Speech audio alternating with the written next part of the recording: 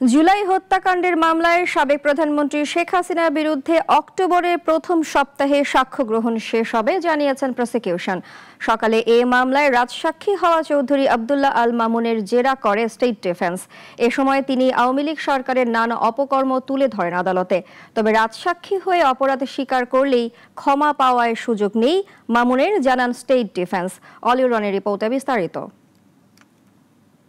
সকল জল্পনা কল্পনার অবসান ঘটিয়ে গত 2 সেপ্টেম্বর জুলাই হত্যাকাণ্ডের মামলায় আসামির কাঠগড়া থেকে সাক্ষীর কাঠগড়ায় দাঁড়ান সাবেক আইজিপি চৌধুরী আব্দুল্লাহ আল মামুন।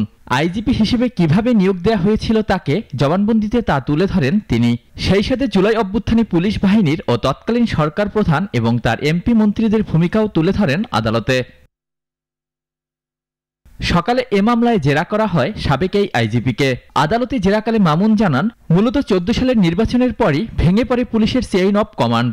তিনি পুলিশ প্রধান থাকাকালে বিভিন্ন বাহিনীর গোপন বন্দিশালায় বিরোধী পক্ষকে বন্দী করে নির্যাতন করার কথাও জানান তিনি। চেইন অফ কমান্ড ব্রেক করে পুলিশের কোন কোন অফিসার কিভাবে স্বরাষ্ট্রমন্ত্রী আসাদুজ্জামান খান কামাল সাহেবের বাসায় নিয়মিত বৈঠক করতেন তার বর্ণনা আবারও উঠে এসছে।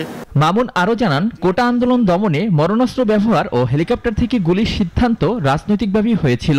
অক্টোবরের প্রথম সপ্তাহে এ মামলার সাক্ষ্য গ্রহণ শেষ হবে বলে জানান প্রসিকিউশন। জুলাই গণ অভ্যুত্থান চলাকালীন সময় স্বরাষ্ট্রমন্ত্রীর ভূমিকা, প্রধানমন্ত্রীর ভূমিকা, তাদের নির্দেশ, তাদের কার্যকলাপ এ সম্পর্কে উনি বিস্তারিত জেরা করবেন বলে আমরা আশা করছি।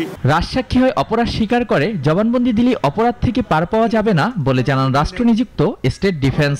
উনি তো স্বীকার করেছেন যে উনি হত্যার সঙ্গে জড়িত, উনি সকল অপরাধের সঙ্গে জড়িত স্বীকার করেছেন।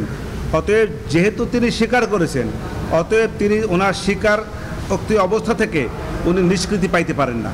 জুলাই হত্যাকাণ্ডের মামলায় সাবেক প্রধানমন্ত্রী শেখ হাসিনার বিরুদ্ধে এ পর্যন্ত 35 জন সাক্ষ্য দিয়েছেন আন্তর্জাতিক অপরাধ ট্রাইব্যুনালে। অলিউল রনি, নাগরিক, ঢাকা।